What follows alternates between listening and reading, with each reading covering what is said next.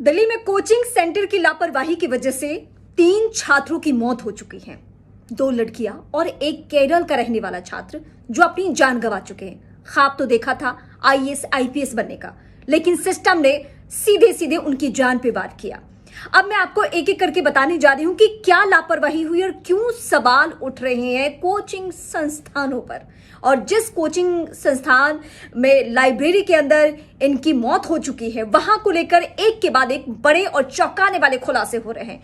खुलासा सबसे पहला ये कि एनओसी मिला था स्टोरेज के नाम पे, यानी जहां पे लाइब्रेरी की खबर अभी तक आ रही है, जहां जान जा चुकी है 3 छात्रों की और 30 तकरीबन छात्र फंसे हुए थे कुछ देर तक।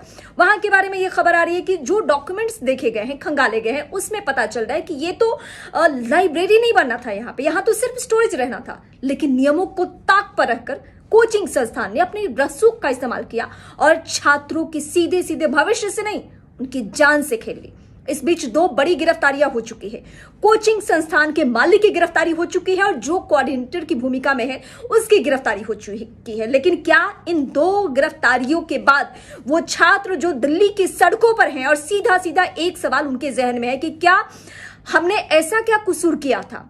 क्या देश की राजधानी में भी हम सुरक्षित नहीं रह सकते हैं? मौसम की पहली बारिश होती है और उसके बाद दिल्ली में जल जमाव आम बात हो जाती है। इस बार तो मानसून की बारिश में जल जमाव ही नहीं, बल्कि कोचिंग संस्थान के अंदर पानी ऐसे भरता है कि सीधे सीधे 2 से 3 मिनट में अफरा तफरी का माहौल। और उसके बाद 30 छात्र वहां पे जहां लाइब्रेरी है बेसमेंट में, वहां पढ़ रहे होते हैं। हालांकि इसमें कितनी सच्चाई है किसी को मालूम नहीं है, क्योंकि शक पुलिस को इस बात को लेकर भी है कि कहीं यहाँ पे कोचिंग संस्थान ही तो नहीं चल रहा था जगह की कमी की वजह से।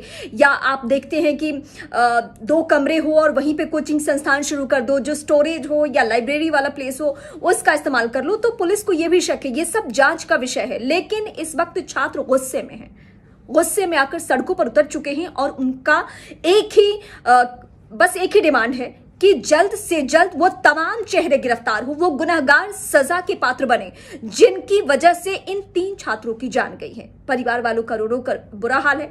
कल शाम की घटना, देर रात तक किसी को पता नहीं, ना पुलिस बताने की स्थिति में, ना कोचिंग संस्थान किसी को आने जाने दे रहे हैं, ना वहां पे शव है उसकी शिनाख्त करने दे रहे हैं।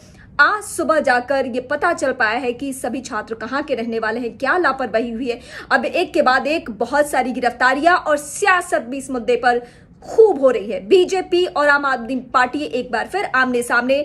लेकिन सवाल हम सब के जहन में यही है कि क्या देश की राजधानी में भी जो छात्र साधारण पढ़ाई नहीं बल्कि सीधे सीधे आईएएस आईपीएस की पढ़ाई करने पहुंचते हैं, उनकी जान से भी कोई खेल सकता है? क्या उनकी जान भी सुरक्षित नहीं है, जो हमारे होनहार हैं, जो हमारे भविष्य हैं?